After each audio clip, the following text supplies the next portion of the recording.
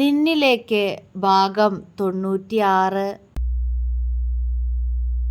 അല്ല, എന്താ ഇപ്പൊ പെട്ടെന്ന് കുഞ്ഞൊക്കെ വേണമെന്നൊരാഗ്രഹം? തന്നെ പുണർന്നു നിൽക്കുന്ന മിത്രയുടെ താടിത്തുമ്പിൽ പിടിച്ച് അവളുടെ മുഖമുയർത്തിക്കൊണ്ട് ശിവ ചോദിച്ചു. പെട്ടെന്നൊന്നുമല്ല, അതിപ്പോ നമ്മൾ തമ്മിൽ സ്നേഹത്തിലല്ലേ, അതാ ഞാൻ. അവൾ കുറുമ്പ് പിടിച്ച മുഖത്തോടെ പറഞ്ഞു. അല്ലെങ്കിൽ നമ്മൾ സ്നേഹത്തിലല്ലായിരുന്നോ? അവൻ ചോദിച്ചു. എനിക്കായിരുന്നു. ദത്തേട്ടനും ഉള്ളിൽ സ്നേഹമുണ്ടായിരുന്നു. പക്ഷേ എന്നെ കുറേ കരയിപ്പിച്ചില്ലേ? അവൾ മുഖം വീർപ്പിച്ചു. അതിനെല്ലാം പകരം ഞാനിപ്പോൾ ഒരുപാട് സ്നേഹിക്കുന്നില്ലേ? അന്നും സ്നേഹിച്ചിരുന്നു, പക്ഷേ പുറമെ ഇതുപോലെ പ്രകടിപ്പിക്കുന്ന കുറവായിരുന്നു. എൻ്റെ സങ്കടം കൊണ്ടായിരുന്നു അങ്ങനെയൊക്കെ. എൻ്റെ പൊന്നതൊക്കെ മറന്നു കളഞ്ഞേക്ക്. അവൻ അവളുടെ കവിളിൽ തലോടി. അവൾ ചിരിയോടെ തലയാട്ടി. അതെ, പിന്നെ ദത്തേട്ടാ, പഠിത്തൊക്കെ പിന്നെ ആവാലോ. നമുക്ക് പെട്ടെന്നൊരു അച്ഛനമ്മ ആയാലെന്താന്നാ എൻ്റെ ആലോചന. അവൾ അവനെ ഇടം കണ്ണിട്ട് നോക്കി. ശിവ അവളെ കൂർപ്പിച്ചു നോക്കി. അയ്യോടാ, അങ്ങനെ ഇപ്പൊ പൊന്നുമോള് വല്ലാതെ ആലോചിക്കണ്ട. ആദ്യം ഈ ഡിഗ്രി ഒന്ന് കംപ്ലീറ്റ് ആക്കാൻ നോക്കടി, എന്നിട്ട് മതി ബാക്കിയൊക്കെ. അവൻ കപട ഗൗരവത്തിൽ പറഞ്ഞു. മിത്രയുടെ കവിൾ വീർത്തു. പോ. അവൾ അവനിൽ നിന്നും അകന്നു മാറാൻ ശ്രമിച്ചു. എൻ്റെ പെണ്ണെ, പെണങ്ങല്ലേ. ശിവ അവളെ തന്നിലേക്ക് തന്നെ ചേർത്തു പിടിച്ചു. ഞാൻ എൻ്റെ ആഗ്രഹം കൊണ്ട് പറഞ്ഞതല്ലേ, അവൾ പരിഭവത്തോടെ പറഞ്ഞു. നിന്നേക്കാൾ കൂടുതൽ ഞാനും ആഗ്രഹിക്കുന്നുണ്ട് ശ്രീ, പക്ഷെ ഇപ്പൊ വേണ്ട. ആദ്യം നീ പഠിക്ക്, അല്ലെങ്കിൽ വീണ്ടും നിന്റെ പഠിത്തം മുടങ്ങിയല്ലോന്നോർത്ത് എനിക്ക് സങ്കടം വരും. അവൻ അവളെ പറഞ്ഞു മനസ്സിലാക്കിക്കാൻ ശ്രമിച്ചു. കുഞ്ഞു വന്നാലും പഠിക്കാലോ, അവൾ പറഞ്ഞു. അതൊക്കെ പഠിക്കാ, പക്ഷേ ആദ്യം ഡിഗ്രി കഴിയട്ടെ. സമയം ഇനിയും കിടക്കുമല്ലേ, അവൻ സ്നേഹത്തോടെ പറഞ്ഞു. മിത്ര തലയാട്ടി. എന്താ ഇപ്പോ ഇങ്ങനൊരു വാശി? ശിവ ചോദിച്ചു. അറിയില്ല, ദത്തേട്ടൻ്റെ നാട്ടിലേക്ക് പോയപ്പോൾ അവിടെ എന്നെ ദത്തേട്ടനെ സ്നേഹിക്കുന്നവരെയൊക്കെ കണ്ടപ്പോൾ ഇവിടെ എന്നെ ദത്തേട്ടനെ സ്നേഹിക്കാൻ ആരുമില്ല എന്നൊരു തോന്നല്. അവൾ പറഞ്ഞു. നീയില്ലേ എന്നെ സ്നേഹിക്കാൻ? അവൻ പെട്ടെന്ന് തന്നെ ചോദിച്ചു. അതുണ്ട്, എന്നാലും അതുമാത്രം പോരടാ റൗഡി. എനിക്ക് എൻ്റെ ദത്തേട്ടനെ പോലെ ഒരു റൗഡി ബേബിയെ കൂടി വേണം, അവൾ പറഞ്ഞു. ശിവ ചിരിച്ചുപോയി. ആഹാ, പക്ഷേ എനിക്ക് നിന്നെ പോലെ ഒരു കുറുമ്പിയ മതി, അവനും പറഞ്ഞു. അതൊക്കെ ഞാൻ തരാ, മോനൊരു എസ് പറഞ്ഞാൽ മതി. അവളിൽ കള്ളച്ചിരി. അങ്ങനെ ഇപ്പം എസ് പറയുന്നില്ല, പോയി കിടക്കാൻ നോക്കടി. നാളെ മുതൽ കോളേജിൽ പോയി തുടങ്ങണം. അവൻ അവളെ തന്നിൽ നിന്നും അകത്തി മാറ്റി കപട ദേഷ്യത്തിൽ പറഞ്ഞു. മിത്ര അവനെ തുറച്ചു നോക്കി. ഓ ശരി, ഞാൻ ഉറങ്ങാൻ പോണു. അപ്പോൾ ഇനി എൻ്റെ പഠിത്തം കഴിയുന്നത് വരെ കൊഞ്ചിക്കൊണ്ട് എൻ്റെ അടുത്തേക്ക് വന്നേക്കരുത്, അവനോട് മുഖം വീർപ്പിച്ച് പറഞ്ഞുകൊണ്ട് അവൾ റൂമിലേക്ക് പോയി. ശിവ ചിരിയോടെ അവൾക്ക് പിറകെയും. പിന്നെ അതൊന്നും നടക്കുന്ന കാര്യമല്ല, പഠിത്തമൊക്കെ ആ വഴിക്ക് നടന്നോളും. അപ്പോഴും എനിക്ക് സ്നേഹിക്കണ്ടേ, ഞാൻ ശ്രദ്ധിച്ചോളാടി, അവൻ വഷളച്ചിരിയോടെ പറഞ്ഞുകൊണ്ട് അവൻ്റെ ഷർട്ട് അഴിച്ചു മാറ്റി. മിത്ര അവനെ നോക്കി ചുണ്ടുകൊട്ടി. ഓ വേണ്ട പൊന്നുമോൻ, അത്ര അങ്ങോട്ട് ശ്രദ്ധിക്കണ്ട, മാറങ്ങോട്ട്. അവൾ അവനെ തള്ളി മാറ്റി ഡ്രസ്സ് എടുത്ത് ബാത്റൂമിലേക്ക് നടക്കാൻ ഒരുങ്ങി. ശിവ പെട്ടെന്ന് അവളുടെ കയ്യിൽ പിടിച്ചു വലിച്ച് അവൾ അവൻ്റെ നെഞ്ചിലേക്കിട്ടു. മിത്ര അവനെ നോക്കി പുരികമുയർത്തി. അല്ല, എവിടെ പോകുന്നു ഇതൊക്കെ കൊണ്ട്? അവൻ ഗൗരവത്തിലാണ്. ഡ്രസ്സ് മാറാൻ, അവൾ കൂസലില്ലാതെ പറഞ്ഞു. അതിനെന്തിനാ അങ്ങോട്ട് പോകുന്നേ? ഇവിടെ നിന്ന് മാറിയാൽ മതി, അവൻ പറഞ്ഞു.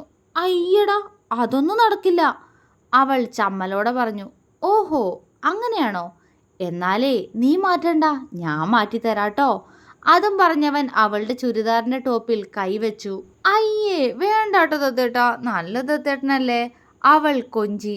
അല്ലല്ലോ ശ്രീ, നിനക്കറിയില്ലേ നിന്റെ റൗഡി നല്ലവനല്ലെന്ന്, അവൻ വല്ലാത്ത ഭാവത്തോടെ അവളുടെ ടോപ്പിൽ കൈമുറുക്കിക്കൊണ്ട് പറഞ്ഞു. ദത്തേട്ടാ, വലിയ ഡയലോഗൊക്കെ അടിച്ചിട്ട് കുറച്ചൊക്കെ കൺട്രോൾ വേണം കേട്ടോ. ചീ വീടടാ റൗഡി, ഞാൻ തനിയെ മാറ്റിക്കോളാ, അവൾ കുതറി. എന്നാ എൻ്റെ മുന്നിൽ നിന്ന് മാറ്റണം, പറ്റുമോ? അവൻ പുരികമുയർത്തി. ഇല്ല, അത് പറ്റില്ല, എനിക്ക് മടിയാ, അവൾ അവനിൽ നിന്നും പിടഞ്ഞു മാറി. എന്തിനു മടി? അവൻ പുരികമുയർത്തി. അത് ദത്തേട്ടൻ കാണില്ലേ, അവൾ ചമ്മലോടെ ചിരിച്ചു. പെണ്ണിൻ്റെ ആ ഭാവം കണ്ട് അവന് ചിരി വന്നെങ്കിലും ഗൗരവം വിട്ടില്ലവൻ. ആ അതെ അതെ, ഞാൻ കാണും. ദേ പെണ്ണെ, നീ വെറുതെ എൻ്റെ വായിന്ന് കേൾക്കരുത് കേട്ടോ, ഞാൻ കാണാത്ത എന്തടി നിനക്കുള്ളേ? ഇന്നലെ രാത്രി കൂടെ കണ്ടതേ ഉള്ളൂ, അവളെ നോക്കി ഗൗരവത്തോടെ പറഞ്ഞവൻ അവസാനമായപ്പോൾ വല്ലാത്തൊരു കുറുമ്പോടെ പറഞ്ഞുകൊണ്ട് അവളെ ആകെ മൊത്തം ഒന്ന് നോക്കി. മിത്ര ചൂളിപ്പോയി. അത് അപ്പോഴല്ലേ, അപ്പോൾ കുഴപ്പമില്ല, എങ്കിലും വെറുതെ പറഞ്ഞു നോക്കിയവൾ. ആണോ, എന്നാൽ ഇപ്പം അതുപോലെ ആക്കാം നമുക്ക്, അപ്പോൾ കുഴപ്പമില്ലല്ലോ. പറയലും വീണ്ടും അവളെ ചുറ്റിപ്പിടിച്ചു കഴിഞ്ഞിരുന്നു ശിവ. ദത്തേട്ടാ, മിത്ര ചിണുങ്ങി. എന്തെൻ്റെ ശ്രീ? അവനും അതുപോലെ ചിണുങ്ങി വിളിച്ചു. വിടുവോ? അവൾ കൊഞ്ചി. എൻ്റെ മുന്നിൽ നിന്ന് ഡ്രസ്സ് മാറ്റുമോ? അവൻ പതിയെ ചോദിച്ചു. എനിക്ക് മടിയായിട്ടല്ലേ? അവൾ ചോദിച്ചു. അപ്പോൾ ഞാൻ നിന്റെ മുന്നിൽ നിന്ന് മാറ്റുന്നതോ? അവൻ സംശയത്തോടെ ചോദിച്ചു. അതുപോലാണോ ഞാൻ? അവളുടെ കവിൾ വീർത്തുപോയി. അല്ല, അതുപോലല്ല. നിനക്ക് എന്നേക്കാൾ കൂടുതൽ കുറച്ച് എക്സ്ട്രാ ഫിറ്റിങ്സ് ഉണ്ട്. അവൻ കണ്ണിറുക്കി. അയ്യേ, വൃത്തിയോട് പറയല്ലേ. മിത്ര അവൻ്റെ ചുണ്ടിൽ പതിയെ അടിച്ചു. ശിവയും ചിരിച്ചുപോയി. എന്തിനാ നാണം? ഞാനല്ലേ? അവൻ അവളുടെ നെറ്റിയിൽ നെറ്റിമുട്ടിച്ചു. എന്നാ കണ്ണടയ്ക്കുവോ? ഒരു തീരുമാനമാക്കിയിട്ടേ ഉള്ളൂ എന്ന പോലെ അവൾ ചോദിച്ചതും അവൻ പെട്ടെന്ന് സമ്മതിച്ചു കൊടുത്തു. എന്നാ ബെഡിൽ പോയിരിക്കെ. അവൾ അവനിൽ നിന്നും അകന്ന് മാറിക്കൊണ്ട് പറഞ്ഞു. അതൊന്നും പറ്റില്ല, ഞാൻ ഈ അലമാരയിൽ ചാരിന്ന് കണ്ണടച്ചോളാം. അവൻ നിഷ്കളങ്കമായി പറഞ്ഞു. അവൻ്റെ വാശി അറിയാവുന്നത് കൊണ്ട് തന്നെ മിത്ര പിന്നെ ഒന്നും പറഞ്ഞില്ല. അവൻ കണ്ണടയ്ക്കുന്നില്ലേ എന്ന് നോക്കിക്കൊണ്ട് അവൾ ടോപ്പിൽ കൈവച്ചു. കണ്ണടക്കി. അപ്പോഴും കണ്ണടയ്ക്കാതെ ഒരുമാതിരി നോട്ടം നോക്കുന്നവനോട് ശാസനയോടെ അവൾ പറഞ്ഞു. അവൻ പെട്ടെന്ന് കണ്ണുകൾ അടച്ചു. പിന്നെ ഒരു കണ്ണ് തുറന്ന് അവളെ നോക്കും. അവളുടെ നോട്ടം കാണുമ്പോൾ അതുപോലെ തന്നെ കണ്ണടയ്ക്കും. മിത്രയ്ക്ക് ചിരി വന്നുപോയി. അവൾ അവനിൽ നിന്നും തിരിഞ്ഞു നിന്ന് ടോപ്പ് തലവഴി ഊരിയെറിഞ്ഞു. തൻ്റെ പുറംഭാഗം അവൻ കാണുന്നുണ്ടാവുമെന്നറിയാമായിരുന്നിട്ടും അവനെ നോക്കിയില്ല അവൾ. വല്ലാതെ നാണം തോന്നുന്നു. അവനൊപ്പം എത്ര രാത്രികൾ പകലുകൾ സ്നേഹിച്ചതാണ്. പക്ഷെ വസ്ത്രം മാറ്റുന്നത് ആദ്യമായിട്ടാണ്. അല്ലെങ്കിൽ ആ ജോലിയും ചെയ്യുന്നത് ദത്തേട്ടനല്ലേ? അവൾ നഖം കടിച്ച് ചിരിച്ചു. പിന്നെ ഒരു വെപ്രാളത്തോടെ പെട്ടെന്നൊരു ടീഷർട്ട് വലിച്ചെടുത്ത് അത് ദേഹത്തേക്ക് ഇടാൻ ശ്രമിച്ചതും അതിനു മുന്നേ ഒരുവൻ അത് തട്ടിയെറിഞ്ഞുകൊണ്ട് അവൾക്ക് മുന്നിൽ വന്നു നിന്നിരുന്നു. മിത്ര പിടച്ചിലോടെ അവനെ നോക്കി. ദത്തേട്ടാ. അവൻ്റെ നോട്ടം തൻ്റെ മേനിയിലാണെന്ന് കാണവേ അവൾ വിളിച്ചു. നിന്റെ ഈ നാണം ഇനിയും തുടർന്നാൽ അത് ശരിയാവില്ല. അതുകൊണ്ട് ബാ, ദത്തേട്ട മാറ്റിത്തരാ ഈ നാണമൊക്കെ. അവൻ അവളുടെ നഗ്നമായ വയറിലൂടെ ചുറ്റിപ്പിടിച്ചുകൊണ്ട് അവളുടെ ദേഹം അങ്ങനെ അവനിലേക്ക് ചേർത്ത് വെച്ചു. ദത്തേട്ടാ. മിത്ര വിറയലോടെ വിളിച്ചു. ക്ഷീണുണ്ടോ ശ്രീ? അവൻ ആർദ്രമായി ചോദിച്ചു. ആ ശബ്ദം അവളെ ഒന്നാകെ ഉലച്ചു കളഞ്ഞതുപോലെ. ഇല്ല. അവൾ അവൻ്റെ നെഞ്ചിലേക്ക് മുഖമമർത്തി. എന്നാ ഞാൻ ക്ഷീണിപ്പിക്കട്ടെ നിന്നെ? അവൻ്റെ ശബ്ദത്തിൽ വശ്യത. മിത്ര പിടപ്പോടെ അവൻ്റെ മിഴികൾ ഉയർത്തി നോക്കി. അതേ നിമിഷം തന്നെ അവളുടെ വയറിനെ ചുറ്റിപ്പിടിച്ച കൈ മുകളിലേക്ക് നീങ്ങിക്കൊണ്ട് അവളുടെ ഇന്നറിൻ്റെ ഹുക്ക് അഴിച്ചു മാറ്റിയിരുന്നു. മിത്ര അവനെ മിഴിച്ചു നോക്കി. ശിവ പെട്ടെന്ന് അവളെ ഇരു കൈകളിലുമായി കോരിയെടുത്തു. ദത്തേട്ടാ. അവൾ അവൻ്റെ കഴുത്തിലൂടെ കൈ ചുറ്റി. അവൻ ശ്രദ്ധയോടെ അവളെ ബെഡിലേക്ക് കിടത്തുമ്പോൾ അവളിൽ നിന്ന് മേൽവസ്ത്രം മുഴുവനായി നീങ്ങിയിരുന്നു. മിത്രയുടെ മുഖം ചുവന്നു. കമിഴ്ന്നു കിടക്കാൻ പോയവൾക്ക് മുകളിലേക്ക് ഒരു പുതപ്പായി അവൻ ചാഞ്ഞു വന്നത് പെട്ടെന്നാണ്. ദത്തേട്ടാ, ഇതാണോ കൺട്രോൾ? തന്നിലേക്ക് ചേർന്നവനോട് കുറുമ്പോടെ മിത്ര ചോദിച്ചു. ഈ പോക്കിരിയുടെ അടുത്ത് എനിക്ക് ആകെ ഇല്ലാത്തത് ആ കൺട്രോളാണെന്ന് നിനക്ക് അറിഞ്ഞൂടടി ഭാര്യയെ. അവൻ അവളുടെ ചുണ്ടിലൊന്ന് ചുംബിച്ചു മാറി. കള്ളനാ? ഇതായിരുന്നു അപ്പോൾ ഉദ്ദേശം? അവൾ അവൻ്റെ മുഖത്തേക്ക് സൂക്ഷിച്ചു നോക്കി. അങ്ങനെയൊന്നുമില്ല. പക്ഷെ നിന്നിങ്ങനെയൊക്കെ കണ്ടപ്പോൾ നീ ഇങ്ങനെ സംസാരിച്ച് നേരം കളയല്ലേ. നല്ല മൂഡ്. വശ്യമായി പറഞ്ഞുകൊണ്ടവൻ അവളുടെ ചുണ്ടുകളെ കവർന്നെടുത്തു. ചുണ്ടും നാവും കൂടി കലർന്നൊരു ചുംബനം. മാറിലായി അവൻ്റെ ചുണ്ടുകളുടെ ചലനം അറിയുമ്പോൾ മിത്ര വല്ലാതെ വിറച്ചുപോയി. അവൻ്റെ കൈകൾ എവിടെയൊക്കെയോ അമരുന്നു. ചുണ്ടുകൾ അവളിൽ പുതിയ വഴി തേടുന്നു. ഇരുവരിലെയും ബാക്കി വസ്ത്രം കൂടി അഴിഞ്ഞു വീഴുമ്പോൾ ആ ചെക്കൻ അവളെ ആകെ വശം കെടുത്തി കളഞ്ഞിരുന്നു. ആകെ വിയർത്ത് കിടക്കുന്നവളുടെ ഉടലിലാകെ അവൻ്റെ മീശരോമങ്ങൾ കൊണ്ടുകയറി.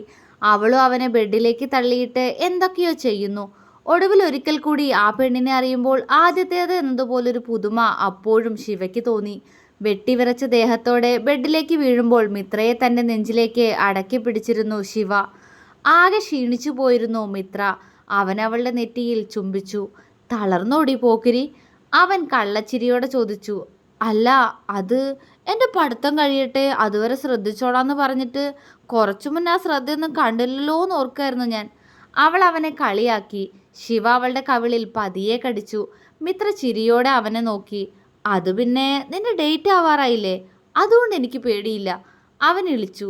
ഓഹോ, അപ്പോ അതൊക്കെ അറിയാലേ. ഞാനും കരുതി. അങ്ങനെ പൊന്നുമോളിപ്പോൾ ഒന്നും കരുതണ്ട കേട്ടോ. ഇവിടെ ഒരാൾ വരണം എന്നുള്ളപ്പോൾ അത് വന്നോളും. അതുവരെ ആ ചിന്തയൊന്നും വേണ്ട. ഇപ്പോ നന്നായി പഠിക്കാൻ നോക്ക്. അവൻ അവളുടെ വയറിൽ തലോടിക്കൊണ്ട് പറഞ്ഞു. അവൾ ചിരിയോടെ തലയാട്ടി. എനിക്ക് പോലും എൻ്റെ ഡേറ്റ് ഓർമ്മയില്ല. അവൾ അവനെ സൂക്ഷിച്ചു നോക്കി. പക്ഷേ എനിക്ക് ഓർത്തു വെച്ചല്ലേ പറ്റുള്ളൂടി ഉണ്ടക്കണ്ണി. അവൻ അവളുടെ മാറിലൂടെ തഴുകി കള്ളച്ചിരിയോടെ പറഞ്ഞു. കൈയടക്കി വെക്കിതത്തേട്ടാ. മിത്ര ചിണുങ്ങി. അത് ശരി, ഇത്രയും നേരം അവിടെ പിടിക്ക് അമർത്ത് എന്നൊക്കെ വിളിച്ചു പറയുന്നുണ്ടായിരുന്നല്ലോ നീ. ഇപ്പൊ കൈയൊതുക്കി വെക്കാനോ? ഒട്ടും നാണമില്ലാതെ അവൻ ചോദിച്ചപ്പോൾ ചൂളിക്കൊണ്ട് ചുവന്ന മുഖത്തോടെ അവൻ്റെ നെഞ്ചിലേക്ക് മുഖം അമർത്തിപ്പോയി മിത്ര. ശിവ പൊട്ടിച്ചിരിച്ചു. എൻ്റെ മുന്നിൽ നിന്ന് ഡ്രസ്സ് മാറ്റാൻ മടി എൻ്റെ ഭാര്യയ്ക്ക്. പക്ഷേ മാറ്റിക്കഴിഞ്ഞാൽ പിന്നെ തുണി കൊടുക്കാൻ ഇഷ്ടമല്ല അല്ലേടി?